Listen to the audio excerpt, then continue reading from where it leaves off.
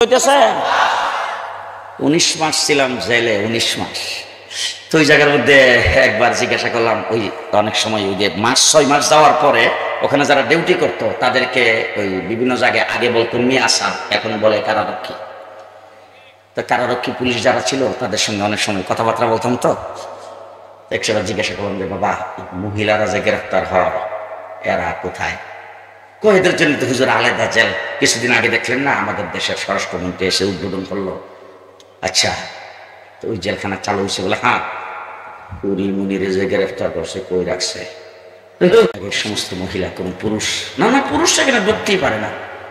19 মাস জেলখানায় কোন একজন মহিলার চেহারা দেখিনি। আমাদের ওয়ার্ডের সব পুরুষ পুরুষ।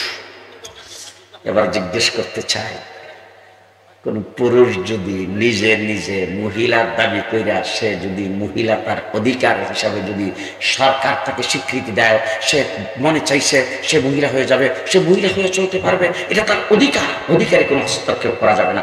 মানলাম সে মহিলা হয়ে গেল, সে যদি গ্রেফতার হয় কোথায় রাখা হবে?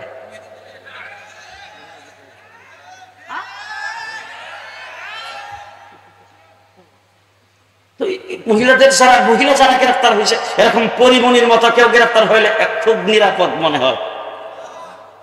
হ্যাঁ, এবার জিজ্ঞেস করতে চাই, এরকম কোন পুরুষ যদি মহিলা যুবক যুবতী হইয়া যদি কলেজে পড়ে হোস্টেলে থাকতে চাই, কোন হোস্টেলে রাখবেন? এখন কথা বলেন না কেন? ভালো করে বলে যাচ্ছি, মনে রেখেন, রমজানের মাস, আল্লাহকে সাক্ষী রেখে বলে যাচ্ছে, হাসরের ময়দানে আপনাদেরকে আমরা কাঠগড়াই খাড়া করব।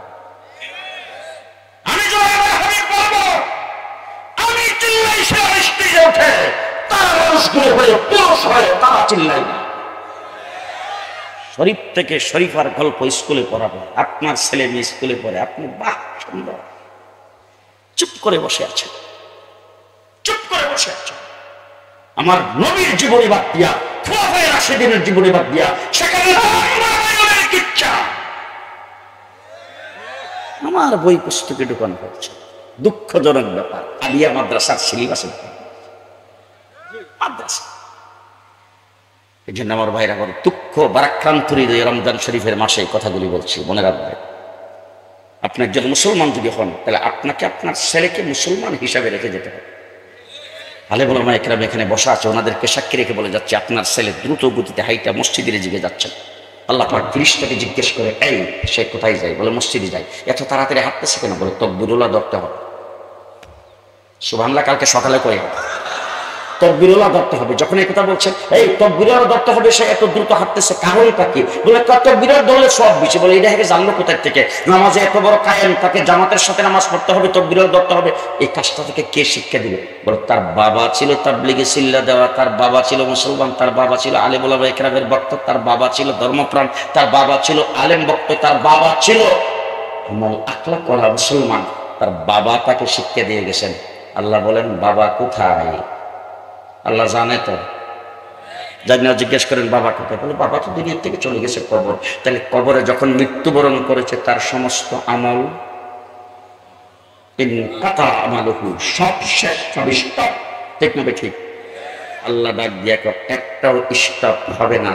ওই সন্তান মসজিদে যাইতে যতটা কদম দিবে, প্রত্যেকটা কদমে যেই নেক পাবে, সম পরিমাণে নেক তার বাবার আমল।